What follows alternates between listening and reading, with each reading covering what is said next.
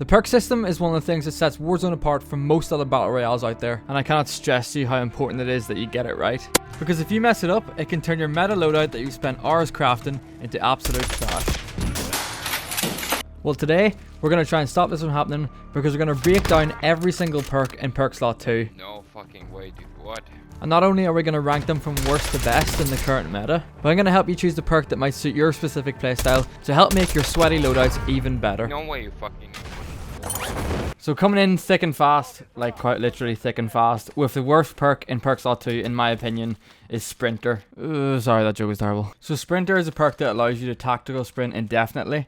And to be honest, it's last place because I can't really think of many use cases for this perk at all. Unless you're like super late to pretty much every circle and you just find yourself at the wrong side of the map and you have to sprint the whole entire way. Or maybe you're just running away from every single hacker that's pretty much in every game of Verdansk at the moment, but we're not going to talk about that. Why are you running? The only real advantage of this perk that I can see is that you're able to catch some players off in some gunfights in some places where they're not going to expect you to be because you've got unlimited attack sprint and you can just get there faster than they can expect.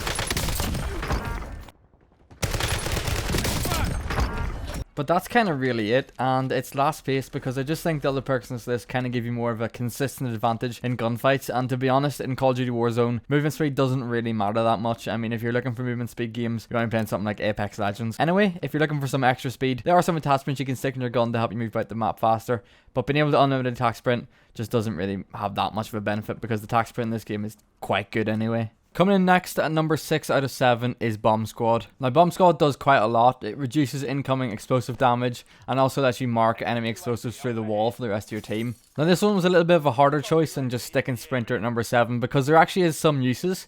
And explosive spam in this game is quite common, especially if you've got those little pesky campers that love to just sit there. And seeing their explosives just helps you guess that they're probably waiting in the next corner.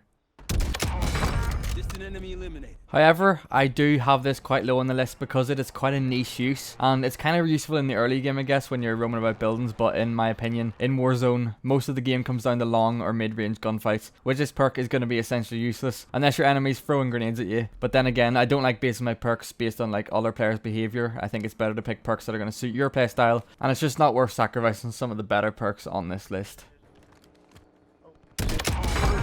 Coming in next, just below the middle of the pack, is Cold Blooded. And just like Bomb Squad, Cold Blooded is another perk that's kind of just preventative and it makes you immune to things such as tracking marks, tracking footsteps, and a very common perk that a lot of people like to use these days, which is Alertness, which pretty much tells you whenever someone's really close to you. And this one's quite low along with Bomb Squad because it's another perk that you kind of just have to rely on like situational uses, and it's not really going to help you in many aggressive gunfights. However, I'm going to put it higher than Bomb Squad because I actually think this perk can be used to actually like adapt the playstyle, because if you use it with Ghost, it is the perfect combination to kind of give you the most stealth possible, and whether you like it or not, that's just how a lot of people like to play the game. And it's also very useful that it counters one of the meta perks in Alertness and kind of keep you hidden in those high pressure situations, which are going to help you win the game.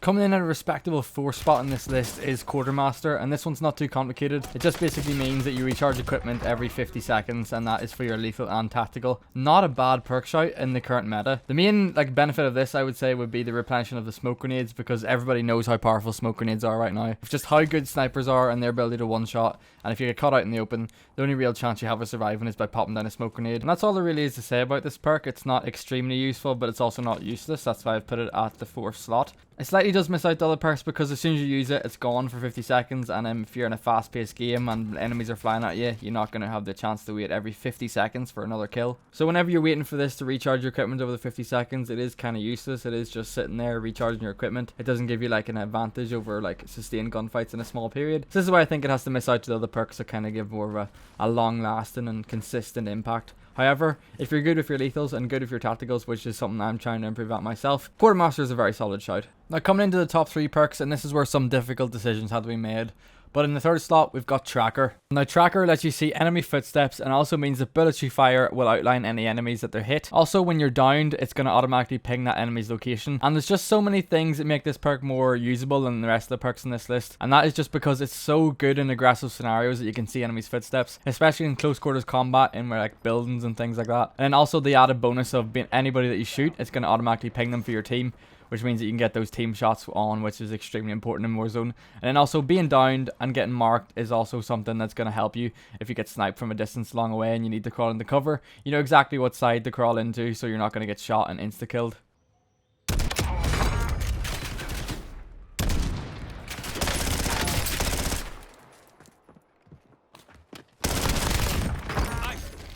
The only downsides I would say to this perk is that the tracking footsteps thing isn't that useful in late game, as it always tends to be in more like open places where like enemies are kind of have their back to you and you're not really going to be chasing them around corners, so the tracking the footsteps doesn't really make that much of a difference.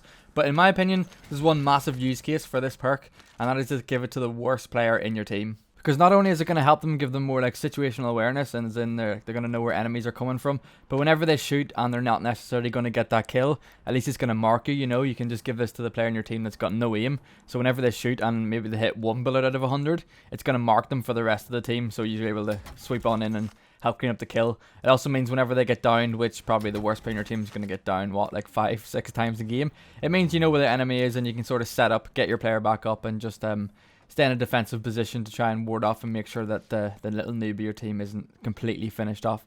So yeah, Tracker's a good perk, and I'd recommend that you give it to anybody in your team that's going to be a little bit of a liability, but just don't tell them that they're a liability, and just say stick on Tracker. And hopefully they don't watch this video and know what that means.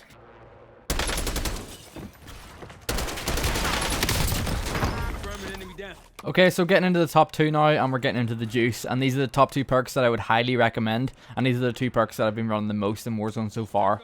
And coming in at number 2 is Reactive Armor. Reactive Armor has a very simple use case, and that is if you're not shot at for 5 seconds and you don't have full shields, it's going to regenerate up to 50% of your shields without even consuming one. Now, everybody knows how hard it is to get shields, and you can never have too many shields, and using this perk just helps you spread out your resources, and it gives you 1 or 2 less plates that you need to regen. And if you use this alongside Tempered, which means that you only need 2 plates instead of 3, it means that you only need 1 more plate if you get down to 0 plates to get back up into full, so you're really saving a lot of plates. Say if you've like 8 at the end game. Hold on, this clip is really nasty of these 2 snipes. Let me just let this play it real quick, you know. Watch this. 5 down.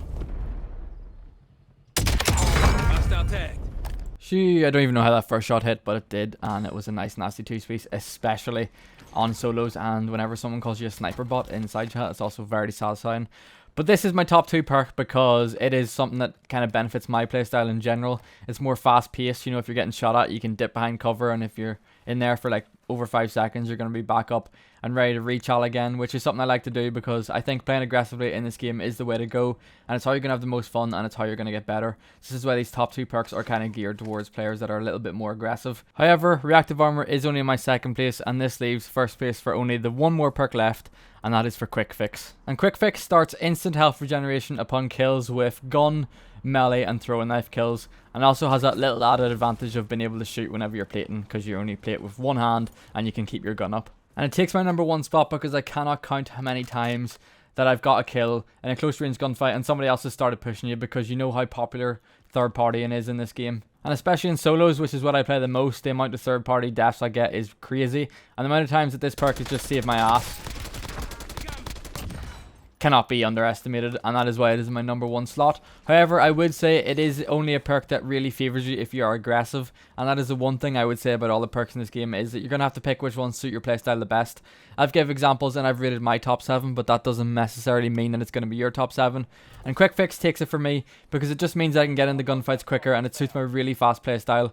And I almost died of the gas here, which is really embarrassing. Quick Fix isn't going to help me out of that one. But my closing note would be that a lot of perks in Perk 2 rely on external factors, and also have like a lot of timer based perks that you kind of just wait for, and whenever they're not up, they just don't really help you at all. But with Quick Fix, I get the kill, I get the advantage of being able to heal up, and it just gives me a little bit more safety, because health is so important in Warzone, where you have slightly more health in multiplayer, slightly more bullets to kill you. So if you can get your health up, it's more likely you're going to be able to escape, or else, if you're feeling cocky enough, go for that 2nd kill. So that's my top 7 perks in Perk 2. If you have any differences in opinion, please let me down below. This list is constantly evolving, and I will update it as the game goes along. Thanks for watching. Sorry for the lack of videos recently. Life has just been hectic, and I'm hoping to get back on it now. But hopefully, see you in the next one. And yes, we've still got Perk 1 to do. I'm coming for you next.